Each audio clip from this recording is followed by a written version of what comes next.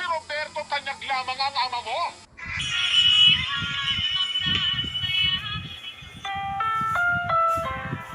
Ang programang ito ay rated SPG. Striktong patnubay ang gabay ng magulang ang Nalaman na ni Don Pepe ang totoo kung sino ang tunay na ama ni Zoe. Alamin natin ang mga kaganapan. Welcome back sa aking channel, Abot Kamay na Pangal. Sa warehouse, nung tumawag si Zoe kay Doc Carlos, nasabi niyang kailangan niya ng tulong at natawag niya itong dad. Narinig ito ni Lynette, kaya bigla niya tinanong si Zoe na, "Anong sinasabi mo, Zoe?"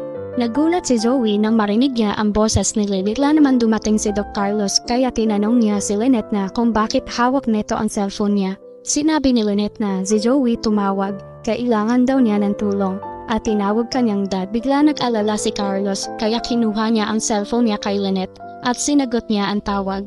Tinanong niya si Zoe na bakit ano ang nangyari sa'yo. Sinabi ni Zoe na nabaril ako sa braso. Kailangan ko ng tulong mo. Puntahan mo ako dito ngayon.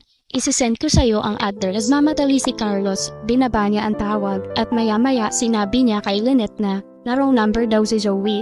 Akala daw niya ay ako si Robert ang natawagan niya at kailangan daw niya ngayon ng tulong. Bigla naman nag-alala si Lynette kaya sinabihan niya si Carlos na sige puntahan mo na siya. Baka kailanganin niya na ng tulong ngayon. Pero Carlos, mag-iingat ka at tawagan mo ako kapag nagkita na kayo ni Zoe. Napaoo naman si Carlos at nagmadaling umalis para puntahan si Zoe. Sa sobrang pag-aalala niya kay Zoe, naiwan si Lynette na nag-iisip. Malaking palaisipan sa kanya kung ano ang nangyayari kay Zoe at kung bakit neto tinawag na dad si Carlos. Kahit sinabi ni Carlos sa kanya na wrong dial lang daw ito. Samantala sa Apex Hospital, nagpaiwan si Annalyn para bantayan si Giselle. Habang nasa kwarto si Giselle at Annalyn, nagkwento si Giselle kay Annalyn tungkol sa anak niya na kung buhay pa daw sana ngayon ang anak niya ay sana ay nakakasama niya ngayon at hindi siya nag-iisa sa hospital. Umiiyak si Giselle. Tahimik lang na nakikinig si Annalyn at maya-maya nagtanong siya kay Giselle. Sinabihan niya si Giselle na wag sana neto masamain ang itatanong niya na kung ano daw ang nangyari dun sa tatay ng anak neto at asaan na daw ito ngayon. Nagulat si Giselle sa tanong ni Annalyn. Hindi niya alam kung ano ang isasagot niya. Dahil siya mismo ay hindi niya alam kung asaan na ito ngayon. Kinalimutan niya na ito. Tumahimik saglit si Giselle. Maya-maya nagsalita si Annalyn na, "Pasensya na Tita Giselle. Kung ayaw niyo po sagutin, okay lang po. Huwag niyo na pong sagutin. Alam ko naman po na privacy niyo na po yun." Ngumiti si Annalyn. Samantala sa warehouse nakarating na si Doc Carlos. Sinalubong siya nila Dax at Balahadja. May dala silang baril. Sabi ni Balahadja, "Magandang gabi, Doc. Buti naman at nakarating ka dito." Nagulat si Doc Carlos. Bigla siya nagtanong kay Balahadja kung asaan daw si Zoe dahil kailangan niya na itong magamot. Maya-maya pinapasok ni Balahadja sa loob si Doc Carlos. Ito ay sa kabilang kwarto para hindi makita ni Doc Carlos si Don Pepe. Habang ginagamot ni Doc Carlos si Zoe, nag-uusap silang dalawa. Nagpasalamat si Zoe dahil pinuntahan daw siya neto. At nagtanong si Zoe kung ano daw ang dinahilan ni Doc Carlos kay Lynn. Pero sinabi ni Carlos na wag mo nang intindihin yun. Ang mahalaga ay magamot kita ngayon. At nang matapos si Doc Carlos, lumabas sila. Maya-maya lumapit si Moira. Sinigawan ni Moira si Doc Carlos. Sinabihan niya ito na siguraduhin mo lang Zoe na hindi yan magsasalita.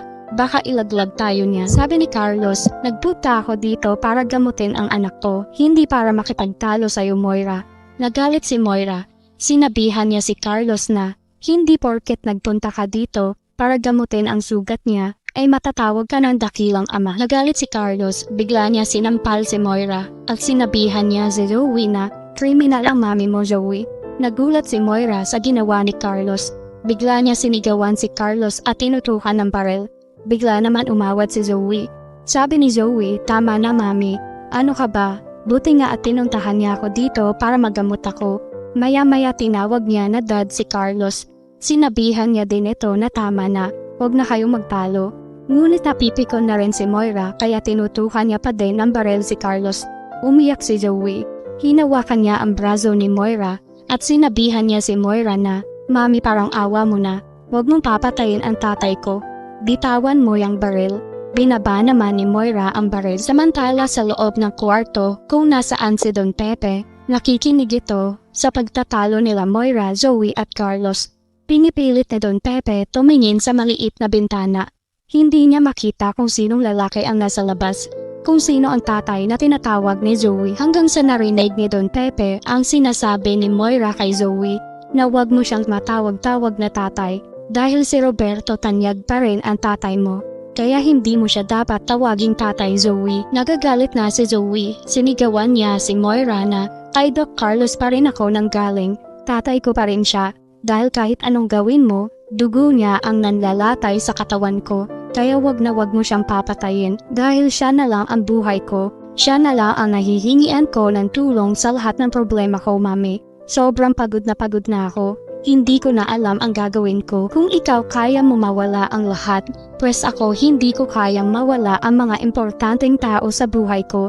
Naiintindihan mo ba yun? Kaya wag mo siyang idadamay sa ganito. Natahimik si Moira. Samantala si Don Pepe gulat na gulat sa narinig at nalaman niya na si Doc Carlos ang tunay na ama ni Zoe. Malaking palaisipan nito kay Don Pepe na kung paano nangyari yun. Iniisip ni Don Pepe na kaya pala minadali ni Doc Carlos ang pagpapakasal kay Lynette dahil sa sekreto nila. Nanggigigil si Don Pepe sa galit. Sabi ni Don Pepe, sobrang sama nila. Pinaglaruan nila si Ubeng. Niloko nila ang anak daw. Iisip si Don Pepe kung paano siya makakatakas. Kailangan sa lalong madaling panahon makatakas siya para masabi niya lahat kay Robert ang totoo bago siya mawala sa mundong ibabaw. Madami-dami pa tayo aabangan, kaya huwag kalimutan mag-subscribe sa aking channel.